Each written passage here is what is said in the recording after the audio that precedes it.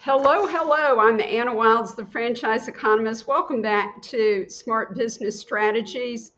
Today, we've got an important topic to discuss with you: how to pick the franchise that's right for you.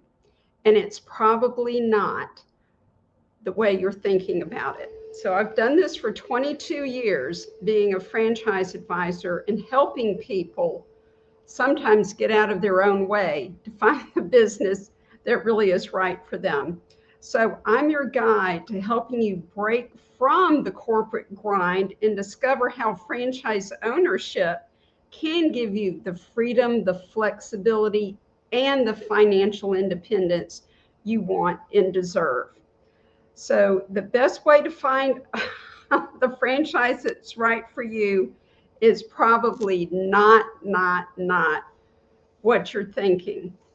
The first place most people start is they think about something they're passionate about. Most people start at looking what the business sells. Okay, they think, oh, I love coffee, so I should own a coffee shop, or oh, I love to play golf and I should own a golf range. Well, here's the truth. Choosing a franchise based only on your personal passion for the product usually leads to nothing short of disappointment. Why is this? Because your role as an owner is completely different than that of a customer.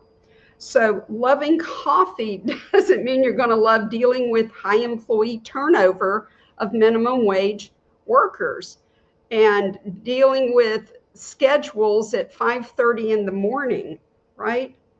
And loving golf doesn't mean that you're going to be playing golf, okay? You're going to be running payroll, you're going to be managing groundskeepers, and you're going to be spending your days selling memberships.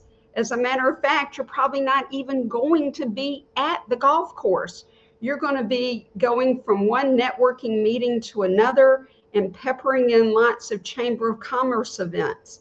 If that is fun for you, then by all means, pursue a golf range. But if being the number one seller of memberships to your golf range is not going to be fun for you, then it's not the right fit. All right, because when you're the owner of a golf range or a coffee shop, you're not sipping lattes or swinging clubs. You'll be managing, scheduling, hiring, and selling. Those are the main roles of a franchise business owner. So the business you love as a consumer won't be the one that brings you happiness as an owner absolutely most of the time. So what's the better approach? Well, the better approach is to start with you.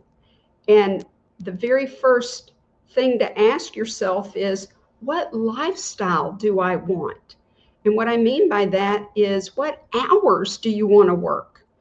One of the main reasons people talk to me about becoming a business owner and exiting the corporate world is because they don't have work-life balance.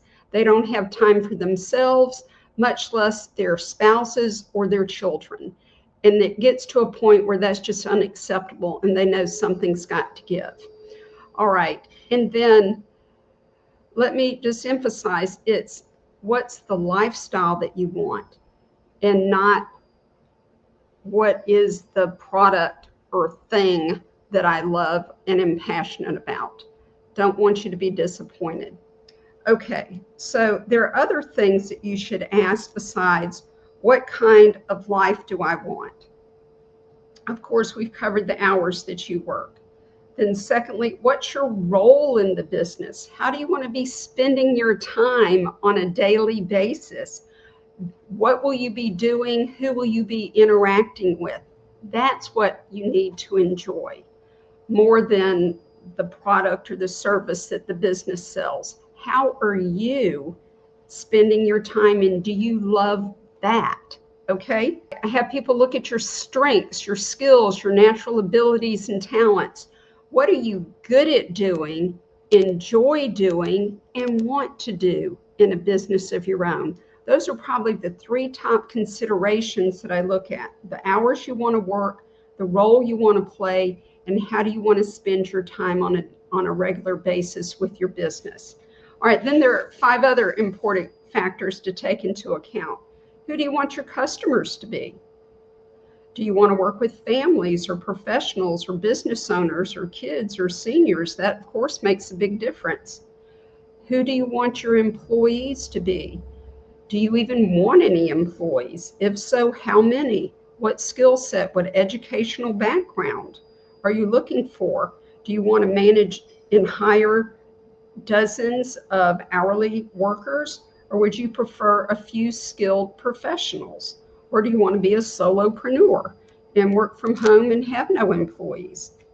All right, another consideration is, of course, your financial comfort zone. What can you comfortably afford and not lose sleep over at night when it comes to a business and setting a total investment range for yourself? Of course, you also want to consider the market or territories that you're interested in. Most people want right where they live. A few people that I work with are retiring or moving to be close to family or something like that. So the market that you want to go to is, of course, very important.